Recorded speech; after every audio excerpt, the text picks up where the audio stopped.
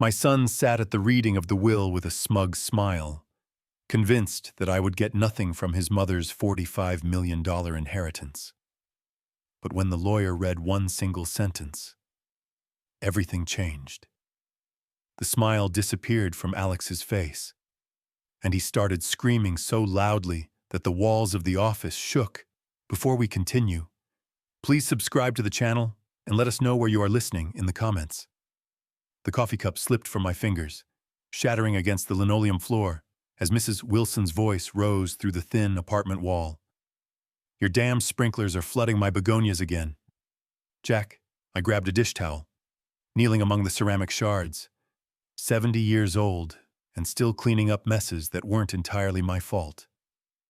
The automatic sprinkler system I'd installed last month had one loose joint that sent water cascading over the property line every fourth day.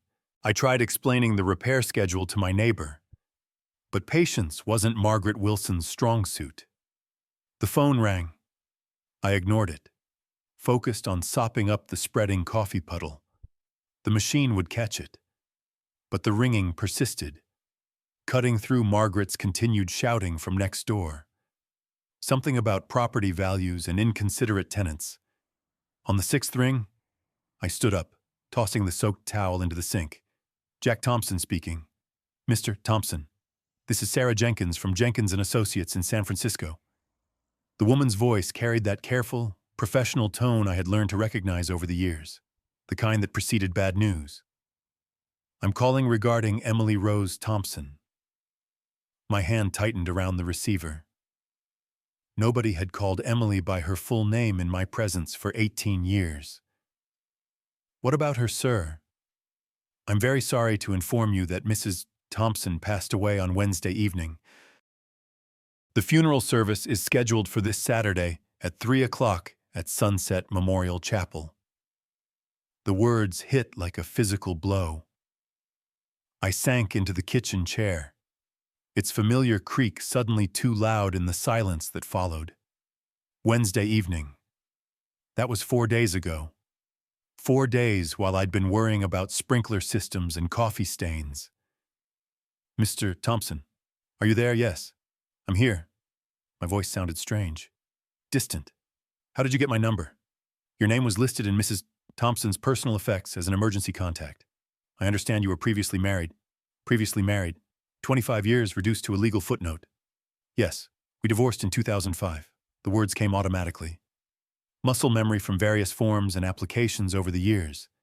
I see. Well, there will be a reading of the will following the service. You're named as a beneficiary, so your presence would be appreciated. Beneficiary. The word felt foreign, impossible. Emily had built her empire after our divorce, transforming the small consulting business she'd started during our marriage into something I barely recognized from the newspaper articles. What could she possibly have left me, Mr. Thompson? Will you be attending through the kitchen window? I could see Margaret Wilson examining her waterlogged begonias, hands on her hips in that stance that meant another confrontation was brewing. But her complaints seemed to come from another world now, muffled and insignificant. The chapel, I said slowly. Which one did you say? Sunset Memorial on Main Street. The service begins at 3, followed by a brief reception. The will reading is scheduled for 5:30 in our offices downtown. I found myself nodding, though she couldn't see me. I'll be there. After hanging up, I remained in the chair, staring at the phone as if it might ring again and deliver different news. The coffee stains on the floor had already begun to set, dark rings that would need scrubbing, but I couldn't move. Couldn't process the simple fact that Emily, vibrant, stubborn, impossible Emily, was gone. The afternoon light slanted through the kitchen window, illuminating dust motes that danced like memories I'd tried so hard to forget. As I sat there, the name Emily Rose Thompson echoed in my mind, each syllable pulling me backward through time until I was standing in Joe's diner on a snowy March evening in 1990, watching a woman in a red wool coat argue with the manager about his hiring practices. You're telling me you won't consider female applicants for weekend manager because women can't handle the pressure her voice carried across the nearly empty restaurant. Clear and uncompromising. That's the most ridiculous thing I've heard all week. I'd stopped mid-bite of my apple pie, fork suspended halfway to my mouth. The woman had turned slightly, and I could see her profile, sharp cheekbones, determined jaw, dark hair that caught the fluorescent light. She was magnificent in her anger, and I found myself hoping the manager would keep arguing just so I could listen to her tear his logic apart.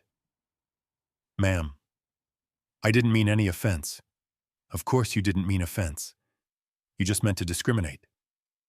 She pulled a business card from her purse, sliding it across the counter. When you change your mind about hiring based on qualifications rather than outdated assumptions, call me. The door chimes jingled as she left, and the diner felt smaller somehow, drained of electricity. I watched through the window as she climbed into a blue Honda Civic, noting how she checked her mirrors twice before pulling into traffic. Careful, methodical, but not afraid to fight for what was right. That one's trouble, the manager muttered loud enough for the whole place to hear. I stood up, leaving a $10 bill next to my half-eaten pie. No, I said, surprising myself with my certainty. That one's extraordinary. The business card lay abandoned on the counter. Emily Chen, business consultant. I memorized the phone number before stepping into the March wind. It took me 4 days to work up the courage to call. When I finally did, she answered on the second ring with a brisk, "Emily Chen, this is Jack Thompson. We haven't met, but I saw you at Joe's Diner on Friday night." A pause. The man with the apple pie who defended my honor to the manager. "You heard that I was getting my gloves from the car. You left a good tip, too." I could hear the smile in her voice. "So, Jack Thompson, what can I do for you? Have dinner with me somewhere better than Joe's." Another pause, longer this time. "Are you asking me on a date or do you need business consulting?" "Definitely a date. Though, if you have any advice about convincing beautiful women to have dinner with strangers, I could use the consultation." She laughed. A real laugh. Not the polite sound women sometimes made when men tried to be charming. "Saturday night. Luigi's on 5th Avenue, 7 o'clock. She wore the same red coat to dinner, but underneath was a black dress that made my pulse race. We talked for 4 hours about everything except business, her childhood in Texas, my job at the power plant, our shared love of old movies and newer books.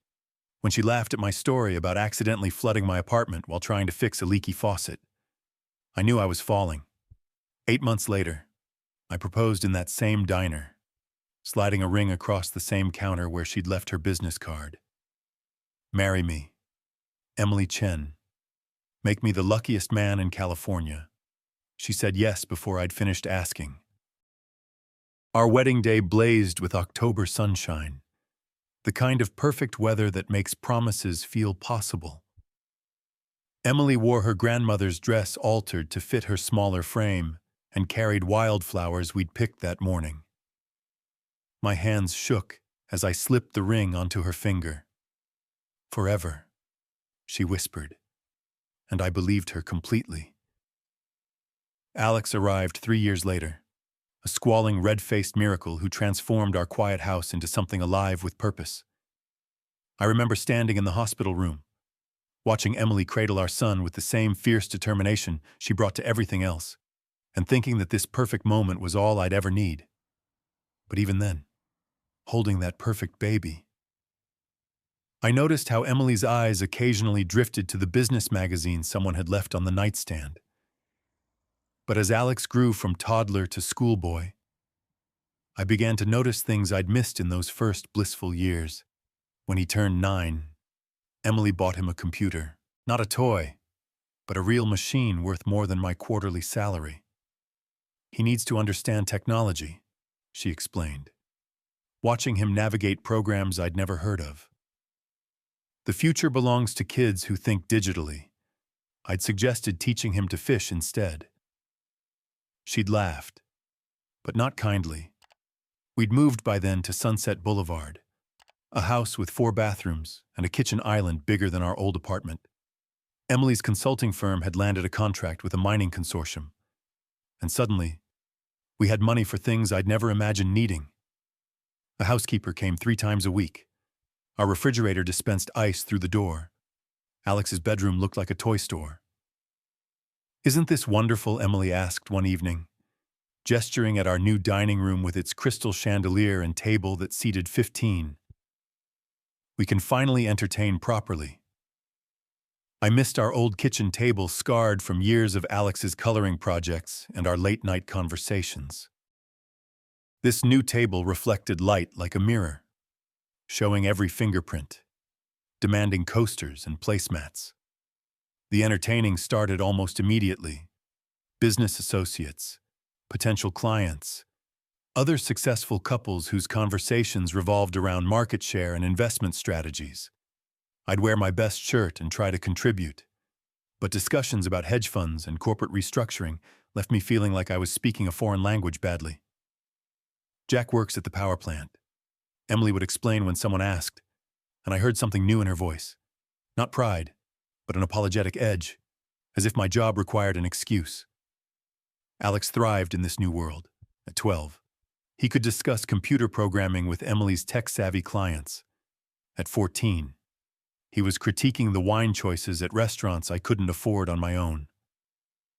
At 16, he rolled his eyes when I suggested family camping trips, preferring Emily's business conferences in New York and Chicago. "Dad doesn't understand," became his favorite phrase, usually delivered with the exasperated sigh of someone far too sophisticated for mundane concerns. The first real fight came on Alex's 17th birthday. Emily had planned a party that looked more like a corporate networking event, catered food, hired entertainment, guest list full of business contacts and their children. I'd wanted something simpler, maybe a barbecue in our backyard with his school friends. "This is embarrassing," I told her the night before, watching servers arrange elaborate flower arrangements. "He's 17, not 60. He's growing up in a different world than we did." "Jack." She adjusted a centerpiece with the same precision she brought to contract negotiations. "These connections matter. These relationships will shape his future." "What about just being a kid?" She turned to face me fully, and for a moment I saw something cold in her eyes. Calculation where there used to be warmth. "Being just a kid is the luxury we can't afford to give him. The world is competitive. Either we prepare him to win, or we prepare him to lose." I thought about my own 17th birthday fishing with my father. A homemade cake. Presents wrapped in newspaper comics. It had been perfect in its simplicity. The party was a success by Emily's standards. Alex charmed the adults, networked with their children, received gifts that spoke of serious money: laptop computers, designer clothes, a mountain bike worth more than some cars. But I caught him once standing alone by the pool, looking lost among all the sophisticated celebration. "You okay, buddy?" I asked. He straightened quickly, slipping back into the persona Emily had helped him craft. Of course. Why wouldn't I be? But for just a moment, I'd seen the confused little boy underneath all that premature sophistication, and it broke my heart. That party marked the beginning of the end, though I didn't recognize it then. What followed were 12 years of slow-motion disaster, like watching a landslide from the bottom of the mountain. Inevitable, destructive, and impossible to stop. Emily's business consumed more of her time, more of her attention, more of her soul. Weekend family dinners became conference calls. Vacation plans got canceled for client emergencies. Alex's school events competed with board meetings, and the meetings always won. "You don't understand the pressure I'm under," she'd say when I complained about missing another of Alex's baseball games. "This business supports our lifestyle. Someone has to make the hard choices." But I understood pressure, the kind that came from keeping a power grid running, from making sure thousands of people had electricity when they flipped their switches. The difference was, my pressure served something larger than myself. By the time Alex graduated high school, he'd become a stranger to me. Emily had groomed him into her perfect protégé, sharp, ambitious, dismissive of anything that didn't advance his prospects. When I suggested he consider trade school, along with college applications, he looked at me like I'd suggested he become a medieval serf. "Dad, that's exactly the kind of thinking that's holding you back," he said. 19 years old and already talking like a business consultant. You settled for mediocrity. I won't make that mistake. The words hit like physical blows. Settled for mediocrity. As if 28 years of keeping the lights on for our community meant nothing. As if being a steady, present father was somehow shameful. College made everything worse. Alex chose business school, Emily's alma mater, naturally, and came home for holidays full of theories about market dynamics and personal optimization. He looked at our house, our life, our values with barely concealed contempt. "You could do more." "Dad," he'd say, as if my contentment was a personal failing. "Mom started with nothing and built an empire. You've had the same job for 25 years. Some things matter more than money," I'd reply, but he'd already stopped listening. The final explosion came during his senior year. Emily had been working 90-hour weeks on some massive acquisition deal. I'd been handling everything at home: grocery shopping, laundry, the mundane tasks that kept life running. When she missed Alex's graduation because of a client crisis, I finally said what had been building for years. "This is enough. Emily, family has to come first sometimes." She stood in our kitchen, that crystal and granite shrine to success, still wearing her business suit at midnight, checking emails on her phone. "Don't you dare lecture me about priorities. Everything we have, everything Alex has accomplished exists because of my work." "What about everything we've lost?" Like what she finally looked up from her phone, genuinely puzzled. Like us. Like being a family instead of a corporation. She stared at me for a long moment, and I saw my answer in her eyes before she spoke. We weren't a family anymore. We were a business arrangement that had outlived its usefulness. "Maybe it's time we stopped pretending this is working," she said quietly. The divorce took 8 months. Emily's lawyers were efficient, professional, devastating. I got the house on Maple Lane, our old starter home that she'd kept as rental property, and enough money to live modestly. She got everything else, including Alex's unquestioned loyalty. "You're holding him back too." Alex told me during one of our last conversations before he moved to Seattle to work for Emily's company. All this guilt about family values and simple living. It's toxic. "Dad, I can't be around that negativity anymore." I sat alone in my empty house afterward, surrounded by boxes of memories from a life that apparently meant nothing to the people I'd loved most. Now, 18 years later, the afternoon light was fading outside my apartment window. My coffee had grown cold, the ceramic shards still scattered on the floor. Somewhere across town, funeral preparations were underway for the woman who'd once promised me forever, and I had no idea why she'd remembered my name in her will. The 4 days between Sarah Jenkins' call and the funeral had passed in a strange, suspended state. I'd cleaned my apartment 3 times, pressed my one good suit, and rehearsed conversations that would never happen. Each morning I'd considered not going, but each evening found me still committed to paying my respects. Whatever the cost. Saturday morning arrived gray and cold, typical June weather in California. I stood before my bathroom mirror, adjusting a tie I hadn't worn in 6 years, wondering what Emily would think of the man I'd become. The reflection showed someone older than I felt, inside silver hair where brown used to be, lines mapping the geography of quiet disappointments. The drive to Sunset Memorial Chapel took 25 minutes through neighborhoods that told the story of Los Angeles's economic divide. My modest apartment complex gave way to middle-class subdivisions, then to the manicured lawns and stone facades where Emily's circle lived. The chapel sat on a hill overlooking the city, its Gothic architecture suggesting permanence and prosperity. Cars lined the circular drive Mercedes sedans, BMW SUVs, a handful of Teslas that probably cost more than I'd made in my best year. I parked my 18-year-old Honda between a Lexus and a Cadillac, feeling like an intruder at someone else's celebration. The chapel's interior whispered money mahogany pews, stained glass windows, flowers arranged with artistic precision. At least 250 people filled the space, their conversations creating a low hum of respectful mourning mixed with business networking. I recognized some faces from the business dinners Emily had dragged me to during our married years, but most were strangers from the life she'd built after me. I slipped into a back pew, hoping to remain invisible until the service ended, but whispers followed my arrival like ripples in still water. A woman in an expensive black suit nudged her companion, pointing discreetly in my direction. I caught fragments of conversation. Her ex-husband. Can you believe he showed up after what he put her through? The stories had taken on their own life over the years.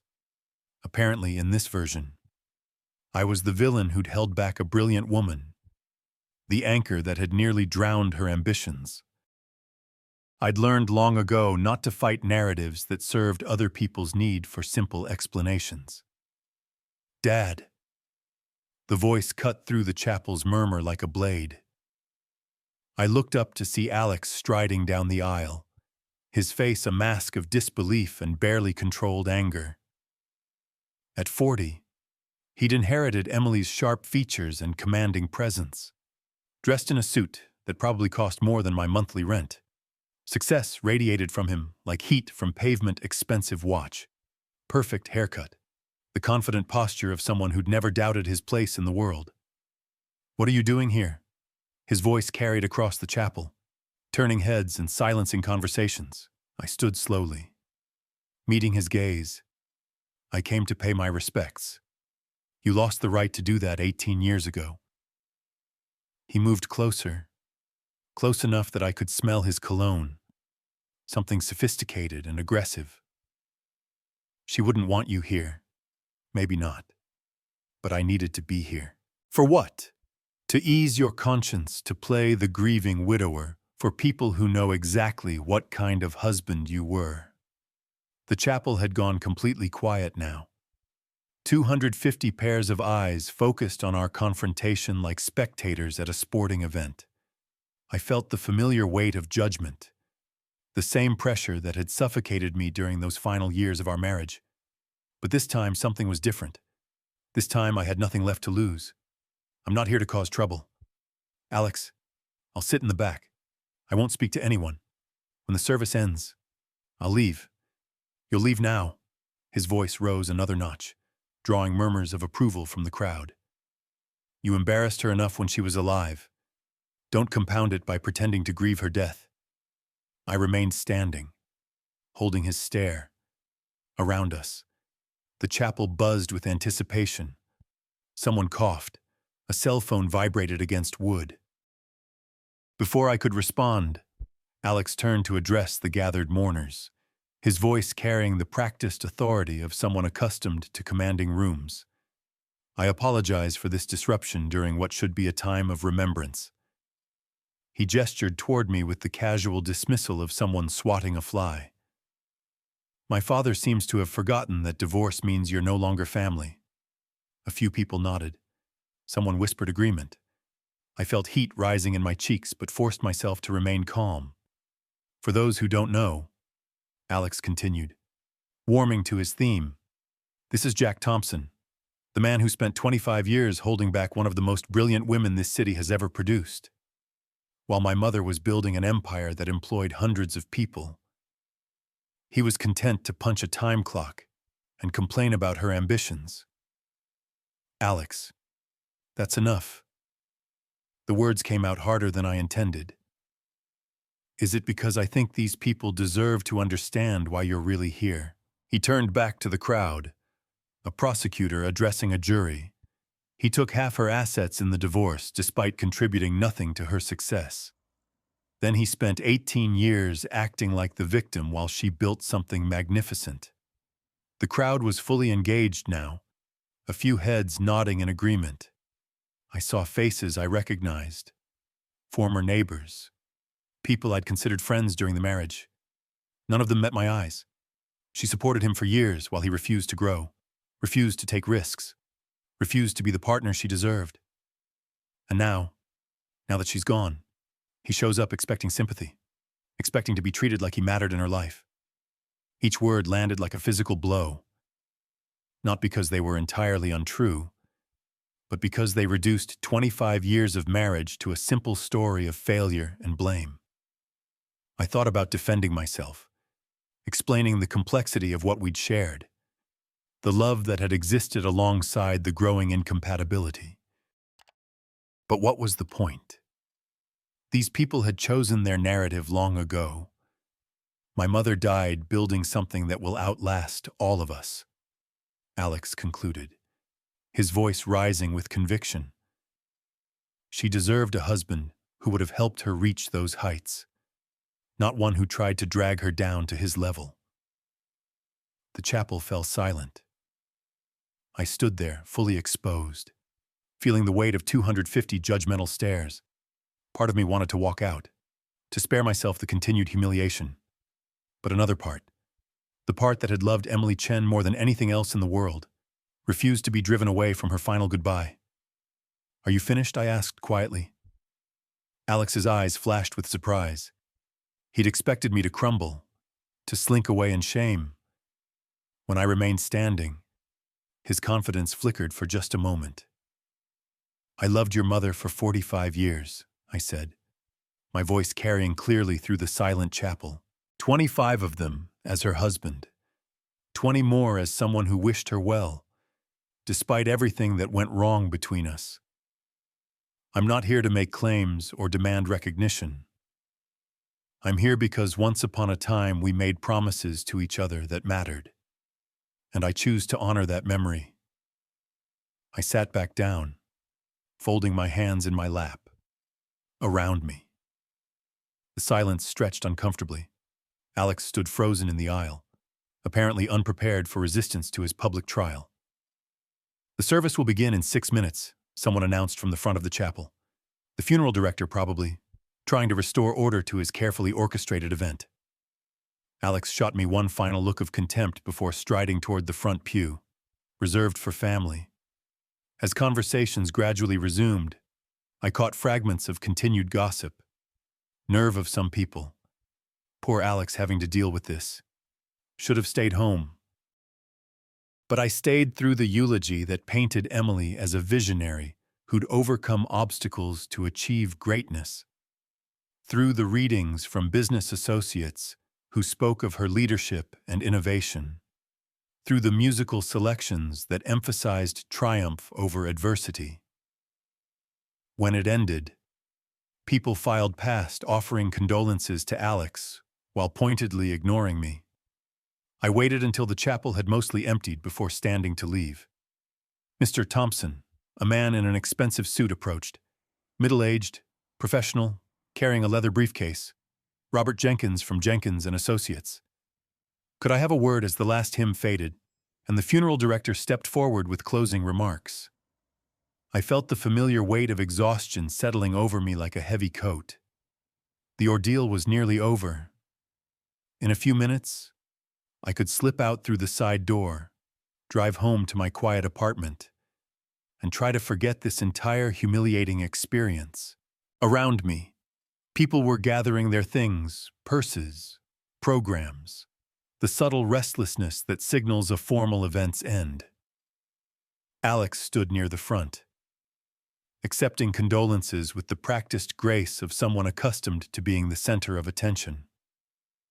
A few people glanced my way, but most had already dismissed me as irrelevant to the day's proceedings.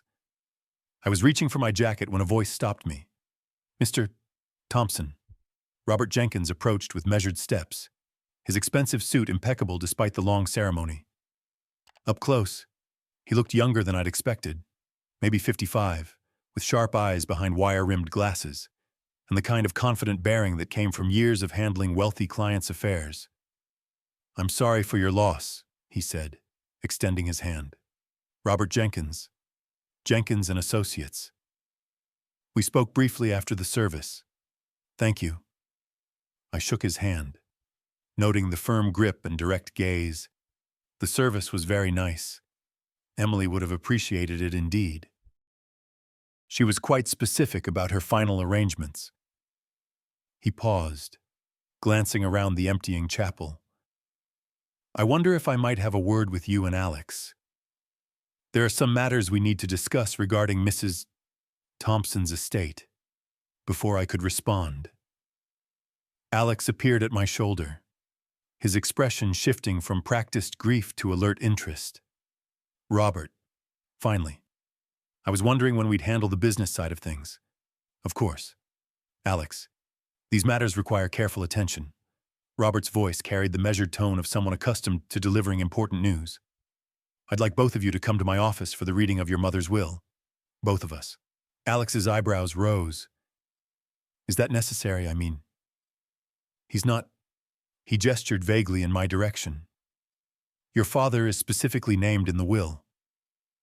Alex. His presence is required by law." I felt a flutter of surprise. Named in the will? That seemed unlikely given everything that had passed between Emily and me. More likely some minor formality, perhaps forgiving an old debt or confirming that I had no claim to her estate. "I don't think that's necessary," I said quietly. "I'm sure it's just a formality. You don't need me there." Robert's eyes met mine directly. "I'm afraid I do." "Mr. Thompson, Mrs. Thompson was very specific about who should be present for the reading. But both you and Alex must be there." Something in his tone suggested this wasn't negotiable.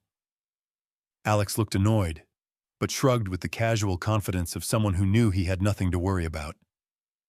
"Fine, let's get this over with." He turned to me with barely concealed impatience. "Try not to make this more difficult than it needs to be."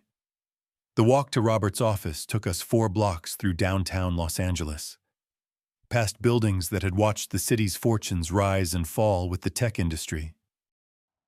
Robert maintained professional small-talk comments about the weather, the turnout at the service, carefully neutral observations that revealed nothing about what awaited us.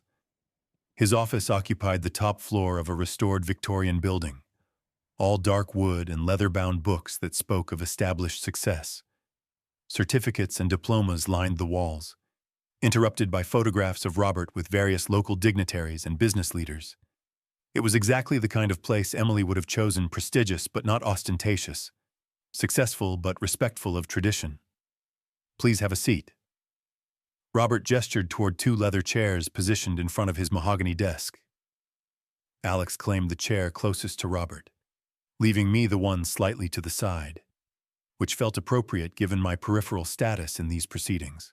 Robert settled behind his desk and opened a thick file folder, extracting several legal documents with the careful precision of someone who'd performed this ritual countless times. The afternoon light slanted through tall windows, illuminating dust motes that danced like tiny spirits in the suddenly quiet room. "Before we begin," Robert said, adjusting his glasses, "I want to express my condolences again. Emily was not only a valued client, but someone I considered a friend. Her loss is deeply felt by everyone who knew her." Alex nodded solemnly. I remained silent, unsure what response was expected from someone whose relationship with the deceased was so complicated. Robert lifted the top document, several pages bound with a blue backing, and cleared his throat. "This is the last will and testament of Emily Rose Thompson, executed on April 20th, 2023, and properly witnessed according to California state law.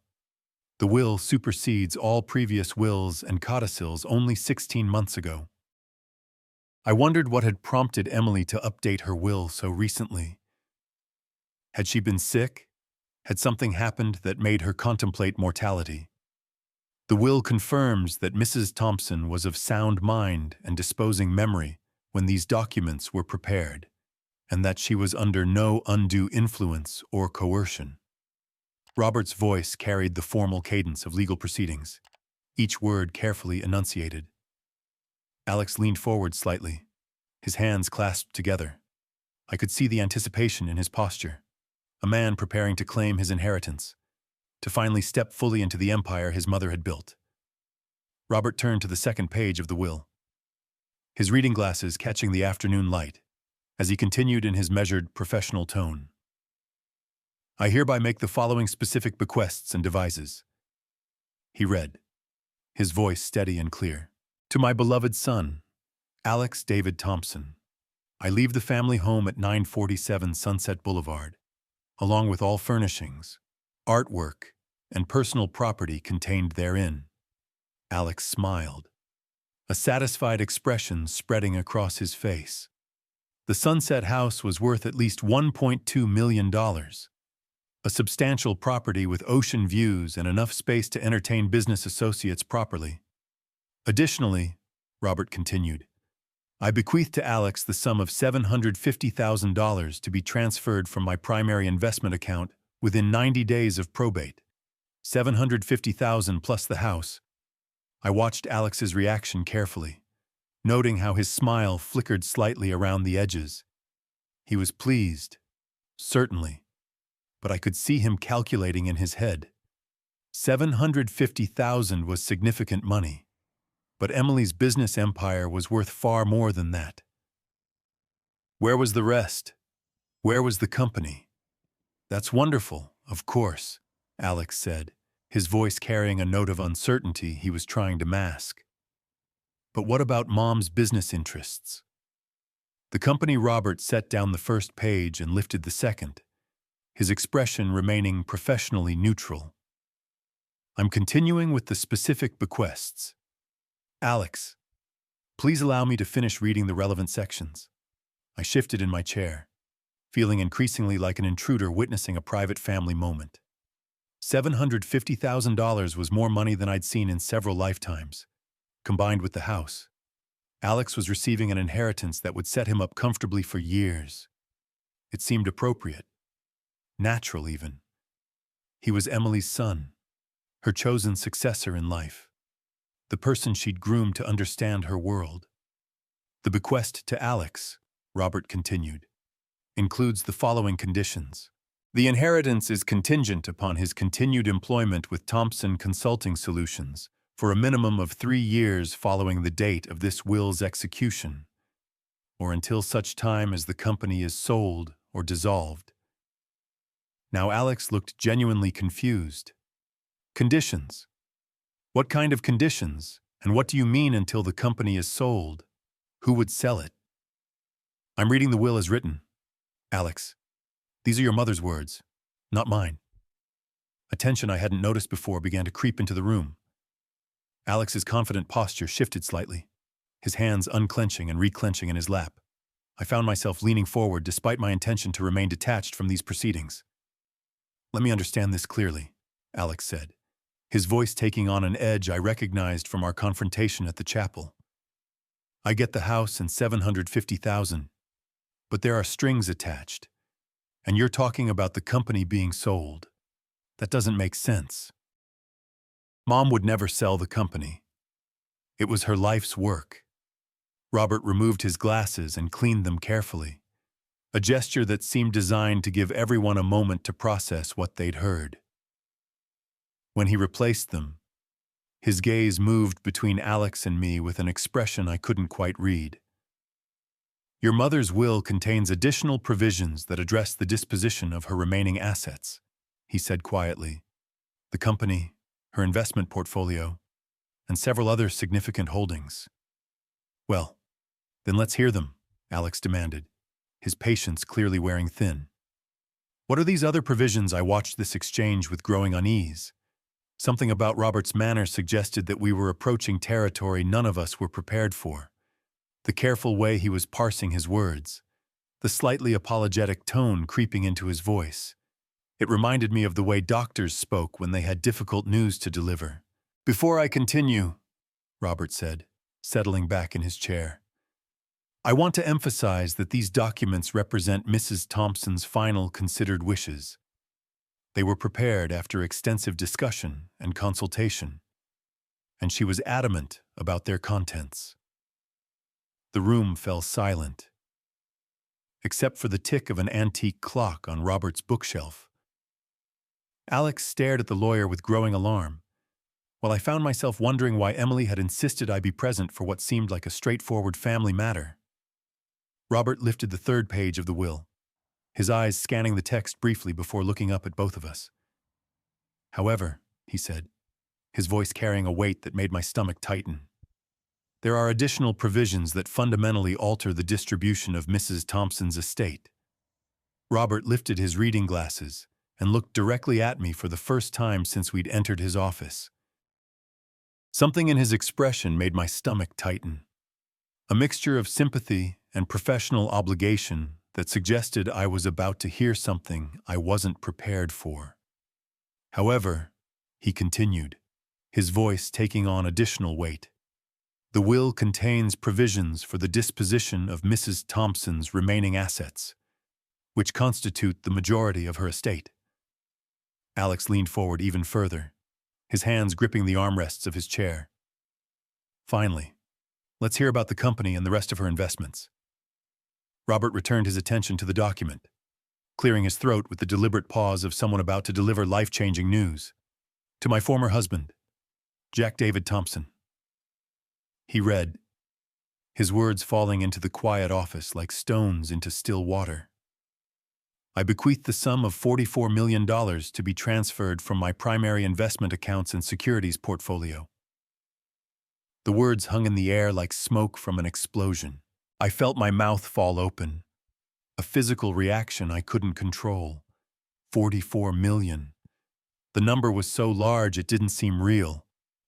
Didn't seem to apply to someone like me sitting in a lawyer's office in Los Angeles, California.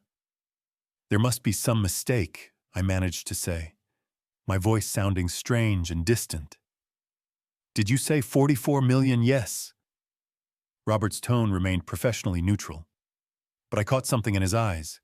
Not surprise, but the careful observation of someone watching expected chaos unfold. Alex's face had gone completely white, then flushed red, as if his blood couldn't decide which direction to flow. "What did you just say additionally?" Robert continued reading, apparently determined to deliver the complete bombshell. "I transfer to Jack Thompson controlling interest in Thompson Consulting Solutions, including all subsidiary companies, real estate holdings, and business assets. This transfer includes 70% ownership of all corporate entities and appointment as chairman of the board of directors." I couldn't breathe. The room seemed to tilt sideways, as if the laws of physics had suddenly changed their minds about how the world should work. Controlling interest in Emily's company. The empire I'd watched her build from nothing. The business that had eventually consumed our marriage. The source of wealth that had made me feel so inadequate. She was giving it all to me. This can't be right. My voice came out as barely a whisper. "There has to be some error in the documentation, I assure you, Mr. Thompson. There is no error." Robert removed his glasses again, cleaning them with methodical precision. "These documents were prepared under Mrs. Thompson's direct supervision. She reviewed every word multiple times and confirmed these were her exact wishes." Alex shot to his feet so abruptly his chair rolled backward and struck the wall. "This is impossible. She wouldn't. She couldn't." He turned to stare at me with an expression of pure disbelief mixed with something darker. "What did you do? How did you manipulate her?" "I didn't do anything," I said weakly, still trying to process the impossibility of what I'd just heard. "I haven't spoken to your mother in 18 years. Liar." The word exploded from Alex like a gunshot. "People don't just give away 44 million to their ex-husbands for no reason. You must have gotten to her somehow. Convinced her when she was sick. when she wasn't thinking clearly. Robert's voice cut through Alex's rising hysteria with professional authority. I can assure you that Mrs. Thompson was of completely sound mind. When she executed these documents, she underwent a thorough mental competency evaluation, specifically to prevent any future challenges to the will's validity. I sat frozen in my chair, watching this scene unfold as if it were happening to someone else. The numbers Robert had read, 44 million, controlling interest in a multi-million-dollar company, belonged in a different universe than the one where I worried about grocery bills and car repairs. But why, I asked, the question emerging from some deep place of confusion and disbelief. Why would she do this? Robert gathered the will documents into a neat stack, his movements careful and deliberate.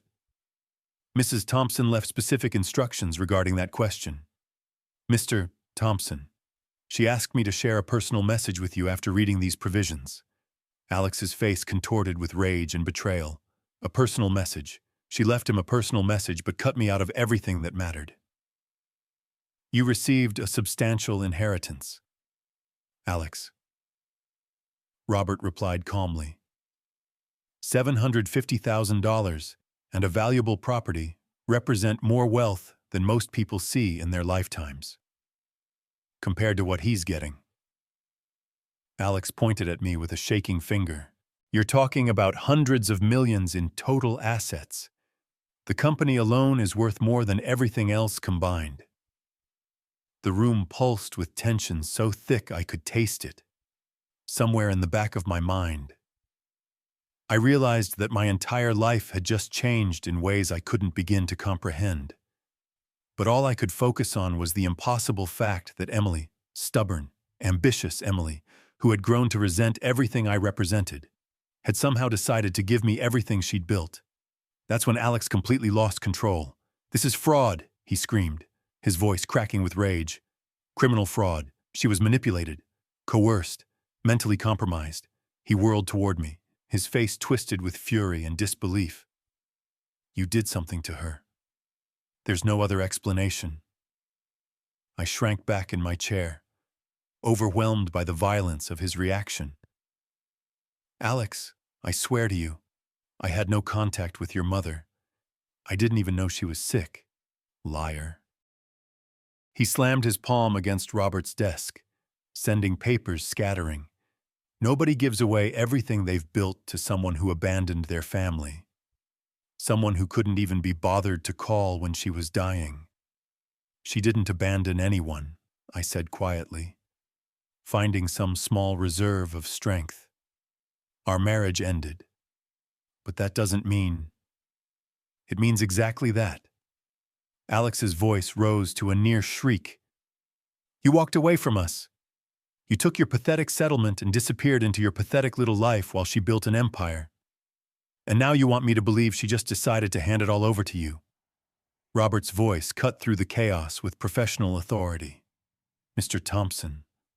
Alex, I understand this is difficult news, but I must insist you control yourself. These are your mother's clearly stated wishes, executed with full legal authority. Alex spun toward the lawyer, his eyes blazing. I want every document examined. I want psychiatric evaluations. I want to know every single contact this man had with my mother in the past 6 years. There were no contacts, Robert replied calmly. Mrs. Thompson made that very clear when she explained her decision. Alex's laugh was bitter and sharp.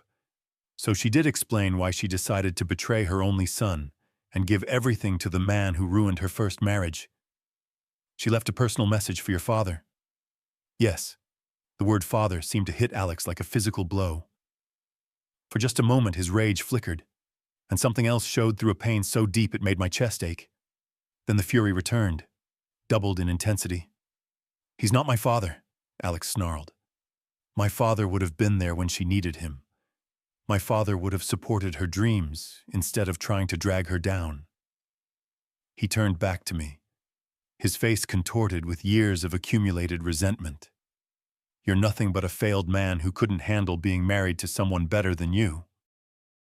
Each word landed like a knife thrust, not because they were entirely false, but because they contained enough truth to draw blood. I had felt inadequate during those final years. I had struggled with Emily's success. I had been the one who couldn't adapt to the world she was creating. Maybe you're right, I said quietly. Maybe I wasn't the husband she deserved, but I never asked for this. I never expected this. Expected Alex's voice climbed another octave. You orchestrated this. Somehow. Some way you got to her when she was vulnerable. When she was sick or scared. Or, that's enough, Robert interrupted, his professional patience finally showing strain. Mrs. Thompson was neither sick nor vulnerable when she made these decisions. She was, in fact, more determined and clear-minded than I'd ever seen her. Then why? Alex demanded, his voice breaking slightly. Why would she do this to me? I was everything she wanted me to be. I worked for her company. I lived the life she planned for me. I became the son she could be proud of. The pain in his voice cut through my own shock. Despite everything, the years of hostility, the public humiliation, the bitter accusations. I saw him clearly for a moment, a man who had spent his entire adult life trying to earn his mother's approval, only to discover she'd given her ultimate validation to someone else. She left a message, explaining her reasoning. Robert said gently, "Would you like me to read it?" Alex's hands were shaking now, his whole body vibrating with suppressed rage and grief. A message. She couldn't explain it to my face, but she left a message for him. The message addresses both of you. Actually, it was meant to be shared after the will reading. I found my voice, though it came out hoarse and uncertain. Maybe we should hear what she had to say. Alex's eyes locked on mine with pure hatred. You have no right to make decisions here. You have no right to any of this. But even as he spoke, I could see the desperate need in his expression, the need to understand why his mother had chosen to shatter everything he'd believed about his place in her world. Robert was already reaching for another envelope, one with personal message written across it in Emily's familiar handwriting. Robert raised his hand, commanding silence with the authority of someone accustomed to controlling emotional courtrooms. Enough. Both of you. His voice cut through the tension like a blade. Before this goes any further, I have something that will explain everything. He opened the manila envelope with Emily's distinctive handwriting across the front, extracting several pages of cream-colored stationery. Emily knew this moment would be difficult. She asked me to read this personal message after the will was announced.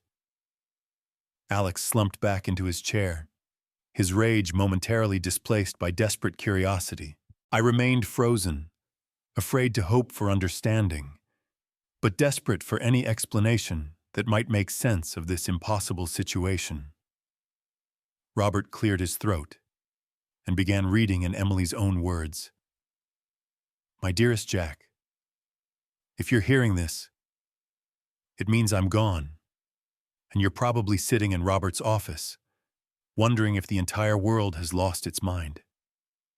I can picture your face, that expression you used to get when I'd rearrange the living room furniture without warning, confused but trying to be polite about it. Despite everything, I felt my lips curve into the ghost of a smile. She'd captured that expression perfectly, and somehow hearing her voice through Robert's reading made her feel present in the room. I know this inheritance comes as a shock. I know you're probably thinking there's been some terrible mistake, that you don't deserve this money or this responsibility. But Jack, you're wrong. You deserve every penny, and I'm going to tell you why.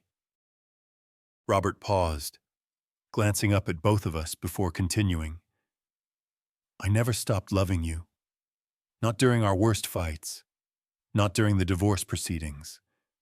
Not during these 18 years of stubborn silence. I was angry with you for not understanding my ambitions.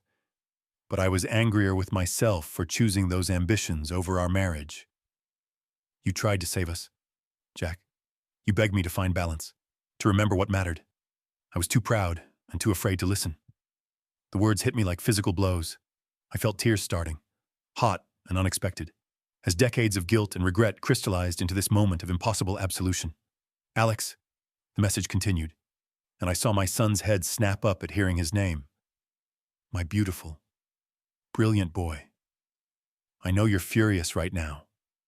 Probably convinced your father somehow manipulated me. But sweetheart, you're not ready for this inheritance. Not yet. Alex's face went white, then red, cycling through emotions too quickly to track. You've lived your entire adult life in the shadow of my success, accepting the benefits without understanding the responsibility. You've never had to build something from nothing, never had to make the hard choices that wealth requires. More importantly, you've spent 18 years hating a good man for crimes he never committed.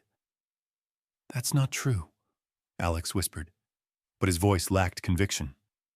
Robert continued reading. Jack taught me about character, about integrity, about the kind of strength that doesn't need to prove itself through cruelty or judgment. I forgot those lessons when I chose money over marriage, business over love, but I never forgot the man who taught them to me. I was crying openly now, not caring how it looked.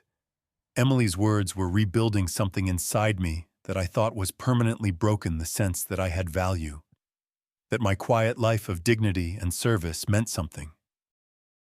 Alex, you have received enough to live comfortably and explore who you might become without the weight of unlimited wealth. Learn to build something yourself.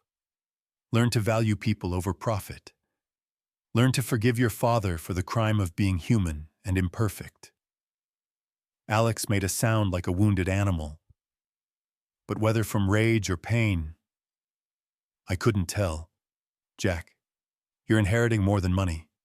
You're inheriting the chance to do what I should have done, to use wealth as a tool for good rather than a weapon for proving superiority.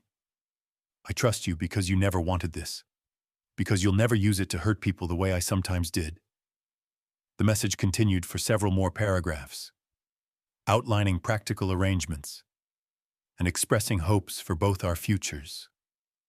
But the core message was clear. Emily had chosen love over entitlement, character over expectation, wisdom over wealth. When Robert finished reading, the office fell into profound silence.